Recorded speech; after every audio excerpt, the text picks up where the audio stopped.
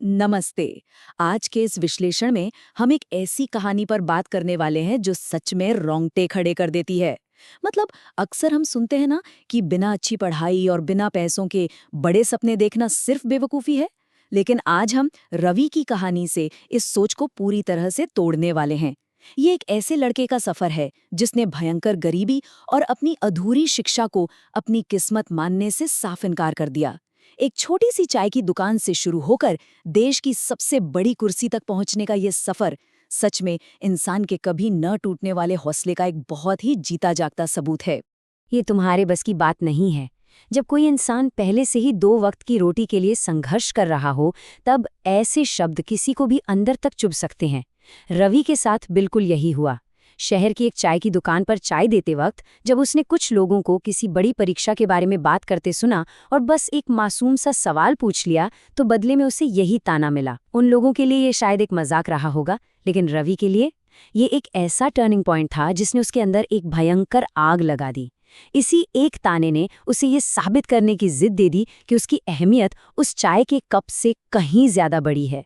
तो चलिए इस विषय की गहराई में उतरते हैं और देखते हैं कि रवि की शुरुआत असल में हुई कहाँ से थी। वो एक ऐसी दुनिया से आता था जहाँ पिता एक दिहाड़ी मजदूर थे और माँ दूसरों के घरों में बर्तन मांजती थीं। वहाँ जिंदगी का इकलौता मकसद सिर्फ जिंदा रहना होता है।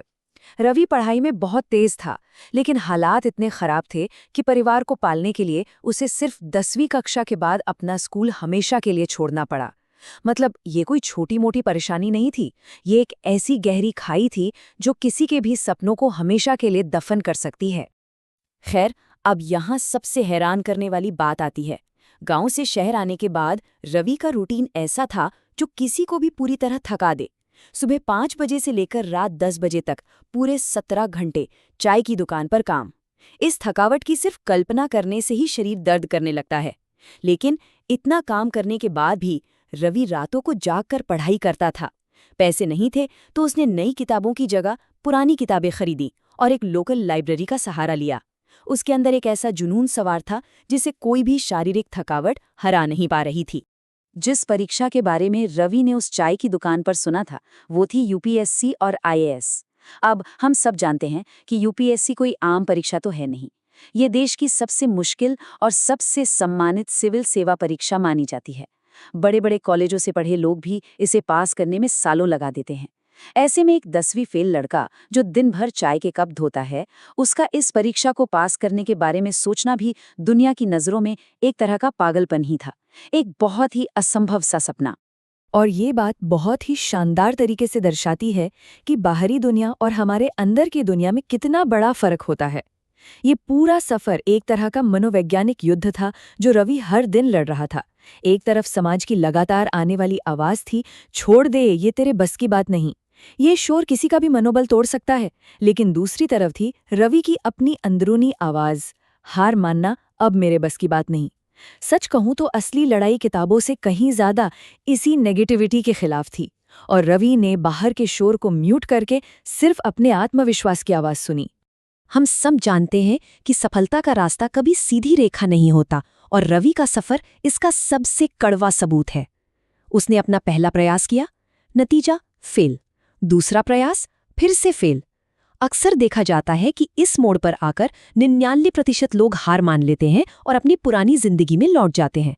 लेकिन रवि ने तीसरा प्रयास किया और इस बार वो इंटरव्यू राउंड तक पहुंच गया। मंजिल बस एक कदम दूर थी, लेकिन किस्मत देखिए, वो फिर से फेल हो गया। तीसरे प्रयास में बिल्कुल करीब आकर खाली हाथ लौटना, ये किसी को भी अंदर तक तबाह कर सकता है। लेकिन रवि रुका नहीं। और फिर आता है इस सफर का सबसे जादुई पल, चौथा प्रयास और फाइनल रिजल्ट, आईएएस अधिकारी के रूप में चयन। ये सिर्फ एक रिजल्ट नहीं था, ये उन सभी तानों, उस गरीबी और उस चाय की दुकान की थकावट के मुंह पर एक बहुत बड़ा तमाचा था। ये कल्पना करना भी कितना रोमांचक है कि जब वो अपने गांव वापस लौटा होगा तो कैसा माहौल रहा होगा। विडंबना देखिए, जो लोग कभी कहते थे कि ये उसके बस की बात नहीं है, आज वही लोग गर्व से उसकी मिसालें देते हैं। जो हाथ कल चाय सर्व करते थे, वो आज पूरे प्रशासन को चला रहे हैं। क्या गजब की जीत है। तो यहाँ सबसे अहम बात यह है कि इस पूरी कहानी का निचोड़ क्या है। यहाँ 3 बहुत ही गहरी और काम की बातें सीखने को मिलती हैं। पहली, अगर इरादे मजबूत हों तो खराब से खराब हालात को भी घुटने टेकने ही पड़ते हैं। दूसरी, समाज का नजरिया। समाज अक्सर तब तक किसी को कमजोर ही समझता है जब तक वो खुद को साबित न कर दे। सम्मान हमेशा कमाना पड़ता है। और तीसरी सबसे जरूरी बात, असली जीत कोई मेडल जीतना नहीं है, बल्कि असली जीत वो है जो इतनी सारी हार के बावजूद इंसान को फिर से उठकर कोशिश करना सिखा दे। इस विश्लेषण के खत्म होते होते रवि की ये कहानी हमारे सामने एक बहुत ही गहरा सवाल छोड़ जाती है। क्या सच्ची हार वही है जब कोशिश करना छोड़ दिया जाए? जब हम किसी परीक्षा में या काम में फेल होते हैं तो वो असल असफलता नहीं होती। पूर्ण असफलता तो तब मिलती है जब हम प्रयास करना ही बंद कर देते हैं। जब भी जिंदगी में मुश्किलें पहाड़ जैसी लगने लगे तो ये सवाल हमेशा एक गूंज की तरह याद आना चाहिए। जो इंसान बार बार गिरने के बाद भी दोबारा खड़ा होने का साहस रखता है, उसके लिए दुनिया की कोई भी चीज बस के बाहर नहीं होती। मानवीय संकल्प की वाकई कोई सीमा नहीं है।